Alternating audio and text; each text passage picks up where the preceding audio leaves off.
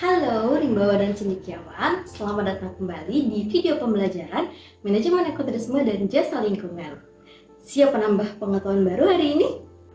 Oke, coba bayangkan ada dua destinasi wisatawan yang sama-sama ramai dikunjungi dan sama-sama indah alamnya. Tapi 5 tahun kemudian, destinasi yang pertama itu masih asri, masih banyak pengunjung yang datang dan masih memberi manfaat ekonomi kepada masyarakat. Sementara yang kedua, lingkungannya sudah semakin rusak, sampah semakin menumpuk, dan daya tarik wisata menurun. Menurut kalian, kira-kira apa penyebabnya? Mari kita simak selengkapnya.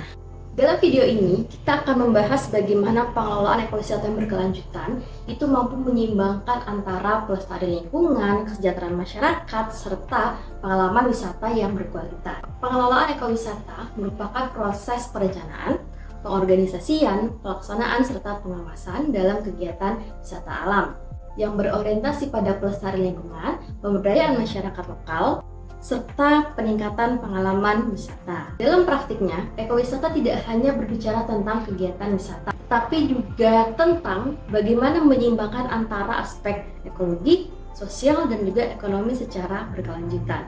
Oleh karena itu, keberhasilan suatu destinasi wisata tidak hanya diukur dari banyaknya pengunjung yang datang, tetapi juga dari kemampuannya menjaga keanekaragaman hayati dan memberi manfaat bagi masyarakat sekitar. Pengelolaan ekowisata berkelanjutan memiliki beberapa tujuan utama. Yang pertama adalah tujuan ekologis untuk melindungi flora, fauna, bentang alam supaya lestari. Kemudian yang kedua adalah tujuan sosial budaya, yaitu memberdayakan masyarakat sekitar sekaligus untuk menjaga nilai-nilai yang ada pada masyarakat tersebut. Yang ketiga adalah tujuan ekonomi, yaitu menciptakan sumber pendapatan bagi masyarakat sekitar. Selanjutnya adalah tujuan edukasi dan juga kelembagaan.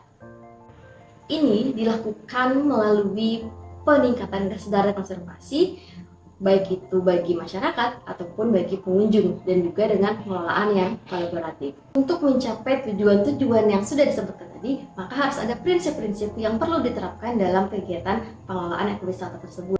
Yang pertama adalah meminimalkan dampak secara ekologi. Misalnya dengan pengaturan jumlah pengunjung yang datang, kemudian pengelolaan sampah-sampah, dan juga bagaimana menjaga keanekaragaman hayati yang ada di sekitar lokasi tersebut. Kedua, membangun kesadaran dan penghargaan terhadap lingkungan dan juga terhadap budaya lokal melalui kegiatan edukasi dan interpretasi lingkungan. Ketiga, memberikan pengalaman yang positif bagi pengunjung dan juga masyarakat lokal. Keempat, memberikan manfaat ekonomi secara langsung kepada konservasi dan juga kepada masyarakat lokal.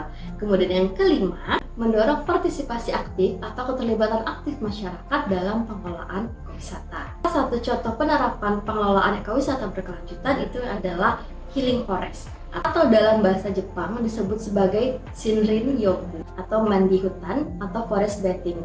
Konsep ini tidak hanya memanfaatkan kawasan hutan sebagai lokasi wisata, tapi juga sebagai ruang terapi bagi kesehatan fisik dan juga mental.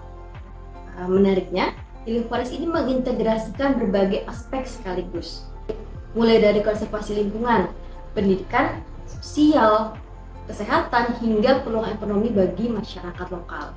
Dengan demikian, hutan tidak hanya dijaga kelestariannya, tetapi juga memberikan manfaat nyata bagi manusia secara berkelanjutan. Jadi, kembali lagi pada pertanyaan awal. Nah, ini jawabannya.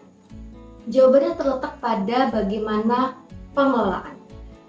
Bagaimana destinasi dikelola dengan baik atau tidak oleh masyarakat sekitar dan juga pemerintah setempat. Ketika tujuan dan prinsip-prinsip pengelolaan ini diterapkan secara konsisten, maka lingkungan dapat tetap terjaga, masyarakat mendapatkan manfaat, dan kegiatan wisata dapat berlangsung dalam jangka yang sangat panjang.